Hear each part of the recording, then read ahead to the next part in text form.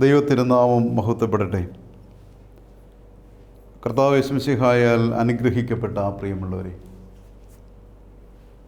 ദൈവത്തിൻ്റെ വിശുദ്ധമായ വചനത്തിൻ്റെ മുമ്പിൽ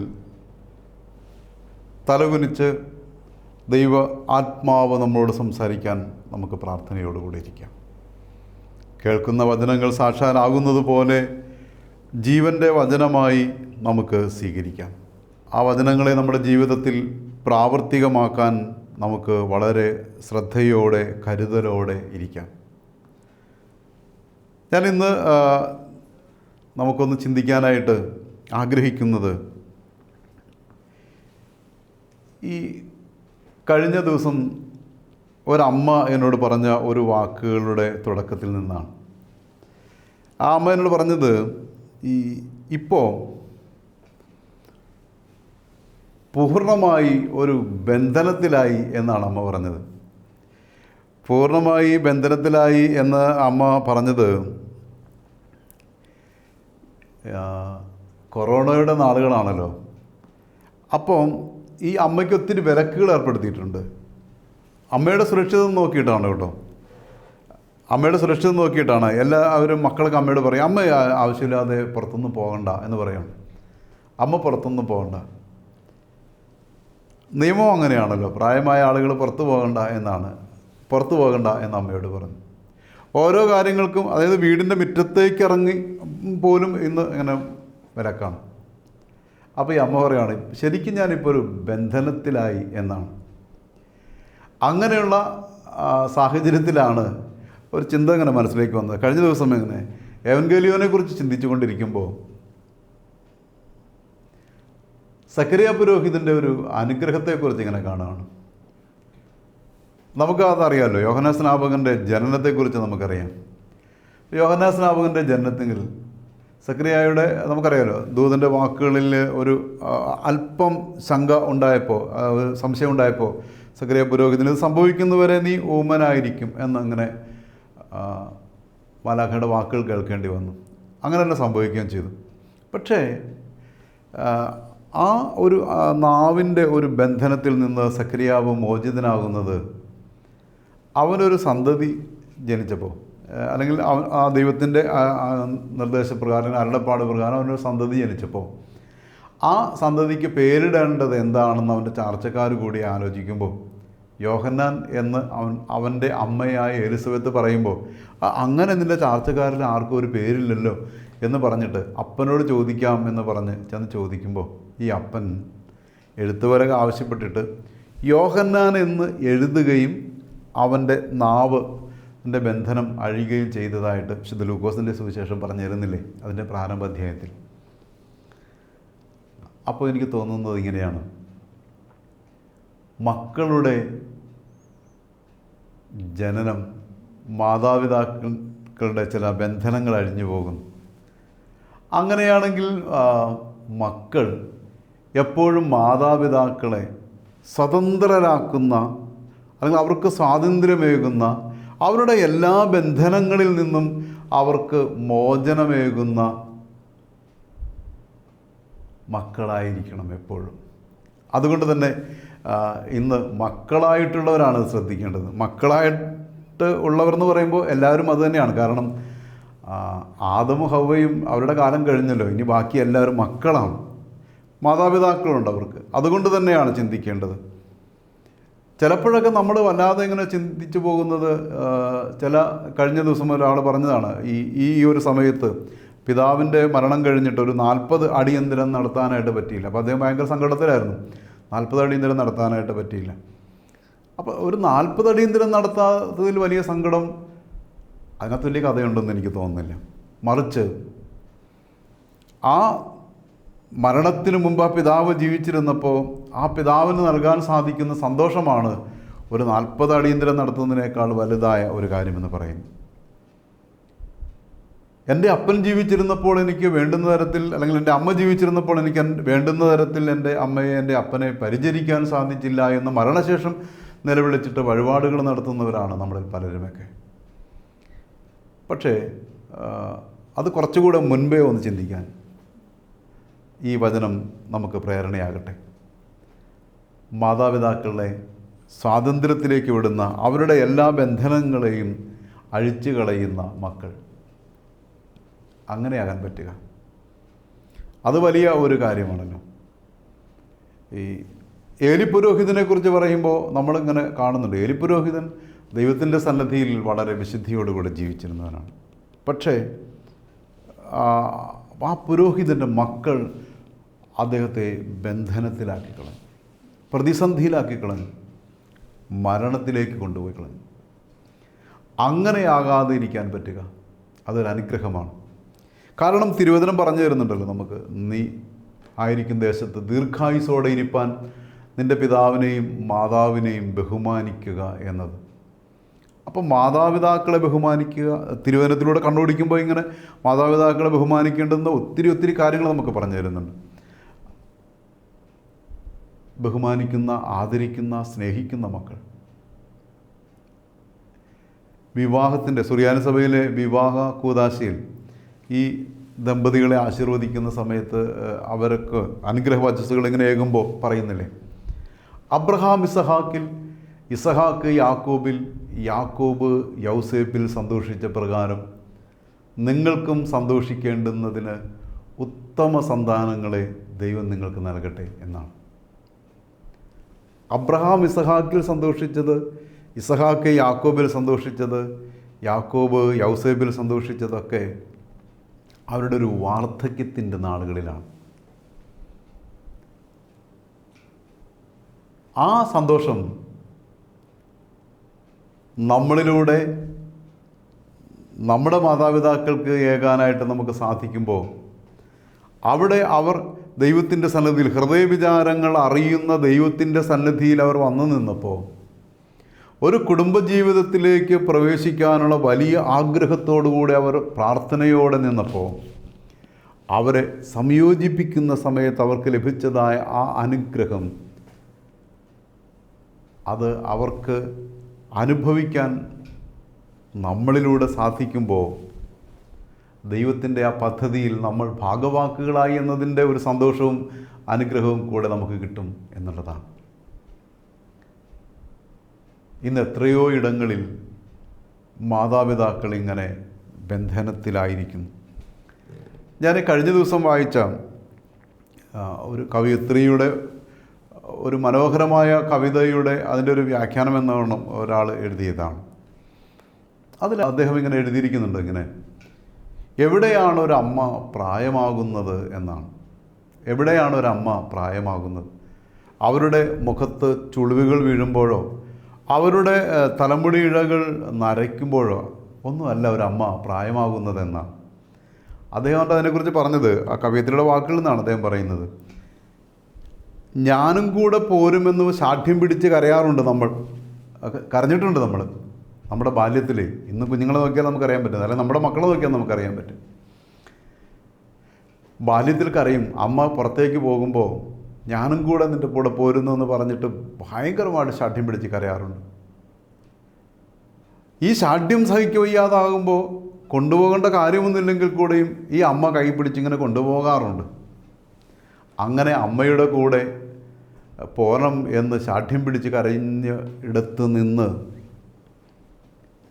ഞാനും പോരട്ടെ മോനെ എന്ന് ഈ അമ്മ ചോദിക്കുമ്പോൾ, അമ്മ പോരണ്ട ഇവിടെ ഇരുന്നാൽ മതി എന്ന് നമ്മൾ പറയുന്ന ഒരു കാലമില്ലേ? നമുക്ക് ഓരോരുത്തർക്കും അങ്ങനെ ഉണ്ടായിട്ടുണ്ടെന്നാണ് എനിക്ക് തോന്നുന്നത്. അങ്ങനെ ഒരു കാലം വരുമ്പോഴാണ് നമ്മുടെ അമ്മ പ്രായമാകുന്നത് എന്ന് അദ്ദേഹം പറഞ്ഞു. മനസ്സിലായോ? അതായത് ബാല്യത്തിൽ ഞാൻ നിൻ്റെ കൂടെ വരുമെന്ന് പറഞ്ഞിട്ട് അമ്മയുടെ കൂടെ ഭയങ്കര ബഹളം ഉണ്ടാക്കി അമ്മയുടെ കൂടെ അങ്ങനെ ഇറങ്ങി പോയിക്കൊണ്ടിരുന്ന ഒരു കാലഘട്ടത്തിൽ നിന്ന് ആ അമ്മയുടെ കൈ പിടിച്ച് നടന്ന് നമ്മൾ വളർന്നു, പിന്നെ കൈ വിട്ട് നമ്മൾ നടന്നു, അങ്ങനെയൊക്കെ നടന്ന് അവസാനം നമ്മളുടെ കൈ പിടിച്ച് ഈ അമ്മ നടക്കേണ്ടുന്നൊരു പ്രായം, അല്ലെങ്കിൽ അമ്മയെ നമ്മൾ പിടിച്ചുകൊണ്ട് നടക്കേണ്ടുന്നൊരു പ്രായമുണ്ടല്ലോ. അപ്പോൾ ഈ അമ്മയ്ക്കും ഒന്ന് പുറത്തു പോയാൽ കൊള്ളാമെന്നൊരു ആഗ്രഹമുണ്ടാകുമ്പോൾ അമ്മ പറയുവാണ്, നമ്മൾ പുറത്തേക്ക് പോകുമ്പോൾ ഞാനും പോരട്ടെ മോനെ എന്നിങ്ങനെ പറയുമ്പോൾ നമ്മൾ അമ്മയോട് പറയുന്നു, അമ്മ പോരണ്ട എവിടെ ഇരുന്നാൽ മതി എന്ന് നമ്മൾ പറയുന്നിടത്താണ് അമ്മയുടെ അല്ലെങ്കിൽ അപ്പൻ്റെ വാർദ്ധക്യം എന്ന്. അങ്ങനൊരു വാർദ്ധക്യത്തിലേക്ക് നമ്മൾ നമ്മുടെ മാതാപിതാക്കളെ തള്ളിവിടണമോ എന്നതാണ് നമ്മളൊന്ന് ചിന്തിക്കേണ്ടത്. പ്രിയമുള്ളവർ,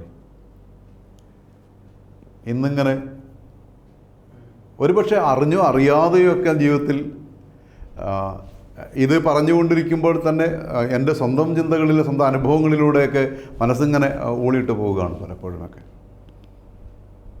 വല്ലാതെ വേദനിച്ചിട്ടുണ്ടാകും ഒരുപക്ഷെ അവർ. അങ്ങനെ വേദനിക്കുമ്പോൾ പോലും വാത്സല്യവും സ്നേഹവും എല്ലാം ഉള്ളത് കൊണ്ട് തന്നെ പ്രാർത്ഥനയോടെ ഇങ്ങനെ കാത്തിരിക്കുന്നുണ്ടാവും അവർ. നമ്മൾ പോയിട്ടും കൂടാതെ നമ്മൾ പോയിട്ടും ഈ സാധാരണ കുഞ്ഞുങ്ങളെ കൊണ്ട് പ്രാർത്ഥിപ്പിക്കുന്നവരെ കാലിലൊരു മുള്ളു പോലും കൊള്ളാതെ തിരികെ കൊണ്ടുവരാൻ അവരിങ്ങനെ പ്രാർത്ഥനയോടുകൂടി ഇരിക്കുന്നുണ്ടാവും.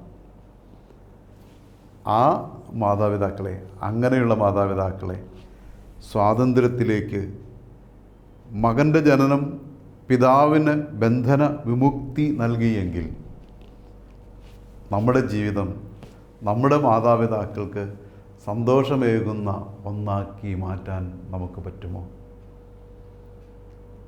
അവിടെയാണ് തമ്പുരാൻ്റെ പഠിപ്പിക്കലുകളിൽ നമ്മളിങ്ങനെ കാണുന്നത്. അമ്മയോടുള്ള തമ്പുരാൻ്റെ ഒരു ബന്ധം നമ്മളിങ്ങനെ കാണുന്നുണ്ടല്ലോ.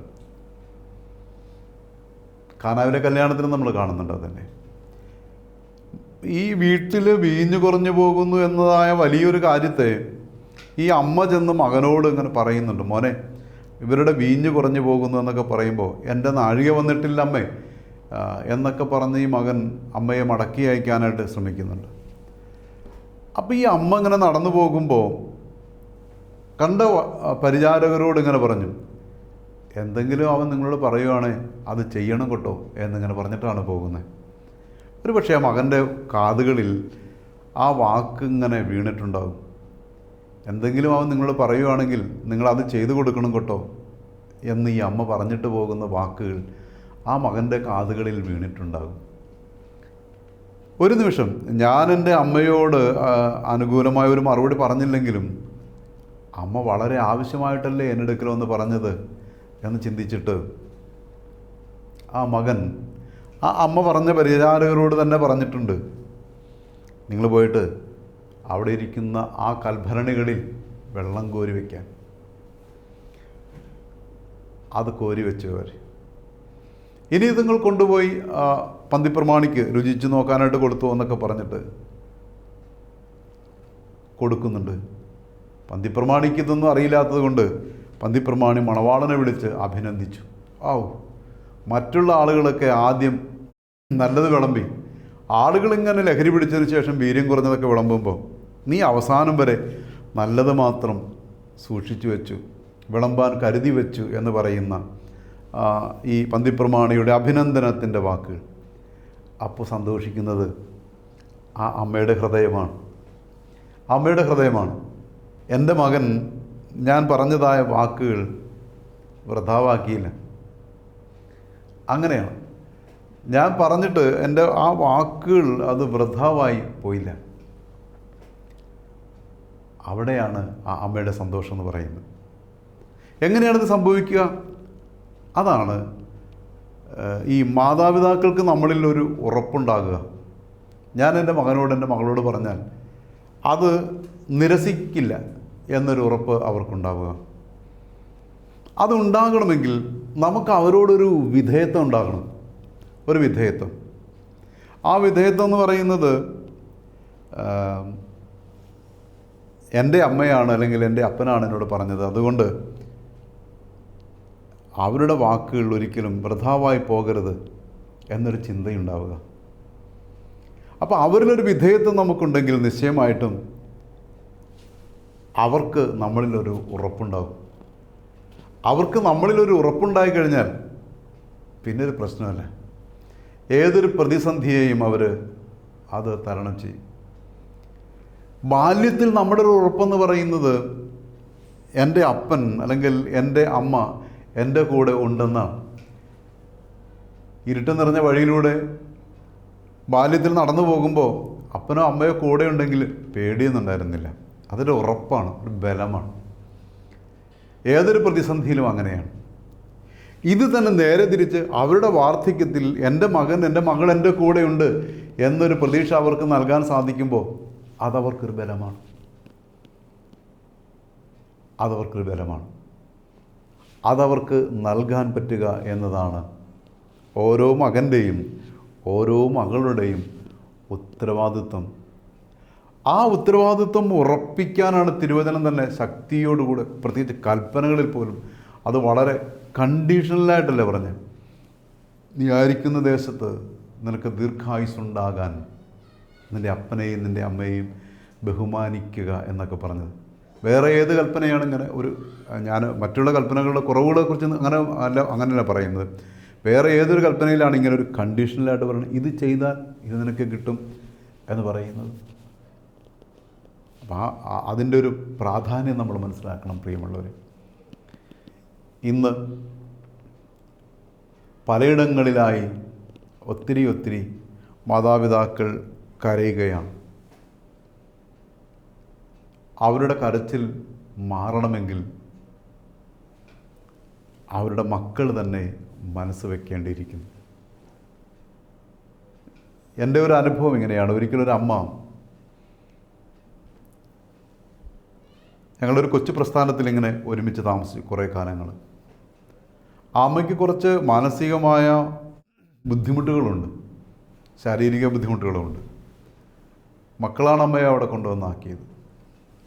അപ്പോൾ അവർ പറഞ്ഞത് അവരുടെ ചില ബുദ്ധിമുട്ടുകൾ അതൊക്കെ മാറിക്കഴിയുമ്പോൾ, അതായത് അവരുടെ ജോലി സംബന്ധമായ കുറേ പ്രശ്നങ്ങൾ അതൊക്കെ മാറിക്കഴിയുമ്പോൾ അമ്മയെ കൊണ്ടുപോകാമെന്നൊക്കെയാണ്. അങ്ങനെ കുറേ നാളുകൾ നീണ്ടുപോയി.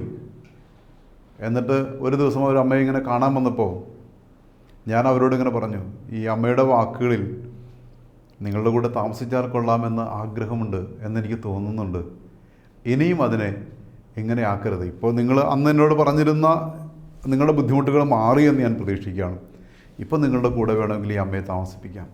ഒരുപക്ഷെ രോഗത്തിൻ്റേതെന്ന് കരുതി ഇരുന്ന ചില അസ്വസ്ഥതകളില്ലേ, അതൊക്കെ ഈ അമ്മയിൽ നിന്ന് ഇപ്പോൾ മാറിയിട്ടുണ്ട്. കൃത്യമായി അമ്മ മരുന്ന് കഴിക്കുന്നത് കൊണ്ടും മരുന്ന് കഴിക്കണമെന്നൊരു ധാരണ അവർക്ക് ഇപ്പോൾ ഉണ്ടായിട്ടുള്ളത് കൊണ്ടും ഒരുപക്ഷെ അങ്ങനെ തുടർന്ന് പോകാൻ സാധ്യതയുണ്ട്.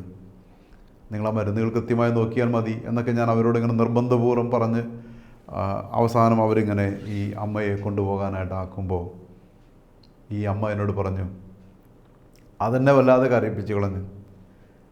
ഞാനൊരു ഭാരമാണോ എന്നെന്നോട് ചോദിക്കുകയാണ്. ഞാൻ അച്ഛനൊരു ഭാരമാണോ എന്ന് ചോദിച്ചു. അപ്പോൾ ഞാൻ പറഞ്ഞു, ഒരിക്കലുമില്ല, എനിക്കൊരു ഭാരമല്ല. എന്തേ അങ്ങനെ പറയാൻ കാരണമെന്ന് ചോദിച്ചപ്പോൾ ഞാൻ ഈ മക്കളെ നിർബന്ധിച്ചു കൊണ്ടിരുന്ന ഓരോ വാക്കുകളും അപ്പുറം ഇരുന്ന് ശ്രദ്ധിച്ചു കൊണ്ടിരുന്ന ഈ അമ്മ പറയുകയാണ്, ഇത്ര അധികം എന്നെ നിർബന്ധിച്ച് പറയാൻ പറ്റുന്ന തരത്തിൽ ഞാൻ എന്താണ് അച്ഛനൊരു ദ്രോഹമായി ചെയ്തത് എന്ന് അവർ വീണ്ടും ചോദിക്കുകയാണ്. ഞാൻ ആകപ്പാടെ പ്രതിസന്ധിയിലായി.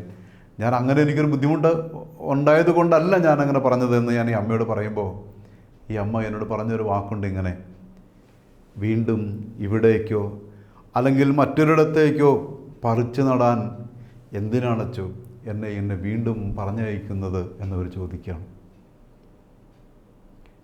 എനിക്കെൻ്റെ മക്കളുടെ കൂടെ ജീവിക്കാൻ വലിയ ആഗ്രഹമുണ്ട്. പക്ഷേ മക്കളുടെ കൂടെ ജീവിച്ചിട്ട് അവിടെ നിന്ന് ഇനി അവർ മറ്റൊരിടത്തേക്ക് എന്നെ ഇങ്ങനെ പറിച്ചു നടുമ്പോൾ ഈ പ്രായത്തിൽ അത് താങ്ങാൻ പറ്റുന്നില്ലെന്നാണ് ഈ അമ്മ പറയുന്നത്. ഈ പ്രായത്തിൽ അത് താങ്ങാൻ പറ്റുന്നില്ലെന്ന്. ഇനിയും എന്നെ എന്തിനാണ് ഇങ്ങനെ ബന്ധിക്കുന്നതെന്നാണ് അവർ. ഇനിയും എനിക്കെന്തിനാണ് ഇനി ഒരു തരം അസ്വസ്ഥതകൾ അല്ലെങ്കിൽ അടിമത്തം പോലുള്ളതായ ഒരു അവസ്ഥ എനിക്ക് എന്തിനാണ് തരുന്നത് എന്നൊക്കെ ഈ അമ്മ ഇങ്ങനെ ചോദിക്കുകയാണ്. പ്രതീക്ഷ നഷ്ടപ്പെടുന്നു ഈ അമ്മയ്ക്ക്. എൻ്റെ മക്കളെൻ്റെ കൂടെ ഉണ്ടെന്ന് ചിന്തിക്കേണ്ടുന്നതിന് പകരം കൂടെ പോയാലും എന്നെ മറ്റൊരിടത്തേക്ക് കൊണ്ടുപോയി ആക്കും എന്നുള്ളതായ വല്ലാത്തൊരു അസ്വസ്ഥത ആ പാപത്തിൻ്റെ മനസ്സിലിങ്ങനെ കുടിയേറുകയാണ്. ആ അമ്മയുടെ ചിന്തകളിൽ വന്നതല്ല, അത് അനുഭവത്തിൽ വന്നതാണ് എന്നാണ് എനിക്ക് തോന്നിപ്പോകുന്നത്. അനുഭവത്തിൽ വന്നതാണ്. അങ്ങനെയുള്ള അനുഭവങ്ങൾ അവർക്ക് കൊടുക്കാതിരുന്നുകൂടെ എന്ന് ഞാൻ ആ മക്കളോട് ഇങ്ങനെ ചോദിക്കുമ്പോൾ അവരുടെയും കണ്ണുകൾ നിറയുന്നുണ്ട് പ്രിയമുള്ളവരെ. അവരുടെയും കണ്ണുകൾ നിറയുന്നുണ്ട്. എനിക്ക് അറിഞ്ഞുകൂടാ, അവരുടെ നിസ്സഹായാവസ്ഥ അറിഞ്ഞുകൂടാ. പക്ഷേ എങ്കിൽ കൂടെയും ഇവർക്കൊരു സ്വാതന്ത്ര്യം ആവശ്യമാണ്. എത്ര നാളിങ്ങനെ ചിലപ്പോഴൊക്കെ തോന്നുകയാണ്, മക്കളുടെ ഓരോ വളർച്ചയിലും അല്ലെങ്കിൽ ഓരോ യാത്രയിലും വല്ലാതെ കുറേ ബന്ധനങ്ങളിൽ ഒരുപക്ഷെ പ്രായത്തിൻ്റെ ഈ ഒരു അവസ്ഥയിലൂടെയൊക്കെ ഇപ്പോൾ കടന്നു പോകുമ്പോൾ പോലും തോന്നിപ്പോകുന്നു, ചില സമയങ്ങളിൽ മക്കൾക്ക് വേണ്ടിയുള്ള യാത്രകളിൽ വല്ലാതെ ഇങ്ങനെ വലിഞ്ഞു മുറുകേണ്ടി വരുന്ന ഇടങ്ങളുണ്ട്. മക്കളായിട്ടുള്ളവരെ നിങ്ങൾ അങ്ങനെ ചിന്തിക്കണം. അങ്ങനെ വലിഞ്ഞു മുറുകുന്ന മാതാപിതാക്കൾക്ക് സാന്ത്വനമേകാൻ നിങ്ങളുടെ ചിലപ്പോൾ ഒരു ചേർന്നിരിക്കൽ മതിയാകും, ഒരു പുഞ്ചിരി മതിയാകും. അല്ലെങ്കിൽ ഒരു പക്ഷേ നിങ്ങളെ നല്ലൊരു വിജയത്തിലേക്ക് കൊണ്ടുപോകാനുള്ളതായ അവരുടെ വലിഞ്ഞു മുറുകലുകളിൽ ആ വിജയത്തിൻ്റെ പടികൾ നിങ്ങൾ ചവിട്ടിക്കയറുന്നത് അവരെ ഒന്ന് കാണിച്ചു കൊടുത്താൽ മതിയാകും.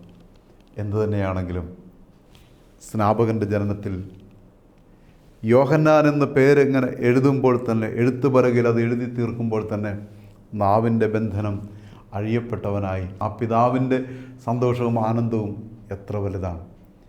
ഇതുപോലെ തന്നെ ഓരോ മകൻ്റെയും ഓരോ മകളുടെയും പേരുകൾ നാവിൽ നിന്ന് വീഴുമ്പോൾ സന്തോഷിക്കുന്ന ആനന്ദിക്കുന്ന ഹൃദയത്തിൻ്റെ ഉടമകളായി നമ്മുടെ മാതാപിതാക്കളെ മാറ്റാൻ സാധിക്കുമ്പോൾ നമ്മൾ അനുഗ്രഹീതരായി മാറും. ഈ ലോക ജീവിതയാത്രയിൽ അങ്ങനെ നമുക്ക് ഈ ഭൂമിയിലേക്ക് ജന്മം തന്നതായ കാണപ്പെട്ട ദൈവങ്ങളെന്നൊക്കെ നമ്മളെപ്പോഴും പറയുന്ന നമ്മുടെ മാതാപിതാക്കൾക്ക് നമ്മൾ സന്തോഷിക്കുവാൻ, നമ്മളിലൂടെ സന്തോഷിക്കാൻ, നമ്മൾ സന്തോഷമേകാൻ ഒക്കെ ഇടവരുത്തണം. അബ്രഹാം ഇസഹാക്ക് യാക്കോബിൽ, യാക്കോബ് യൗസേപ്പിൽ സന്തോഷിച്ച പ്രകാരം നിങ്ങൾക്കും സന്തോഷിക്കേണ്ടുന്നതിന് ഉത്തമ സന്താനങ്ങൾ ലഭിക്കട്ടെ എന്ന് കിട്ടിയതായ ആ അനുഗ്രഹം അവരുടെ ജീവിതത്തിൽ അനുഭവിക്കാൻ നമ്മൾ മുഖാന്തരമായി തീരണം. അതിന് നമ്മുടെ ജീവിതം കൊണ്ട് സാധിക്കട്ടെ എന്ന് പ്രാർത്ഥിച്ച് നിർത്തുകയാണ്. ദൈവം നമ്മെ അനുഗ്രഹിക്കട്ടെ.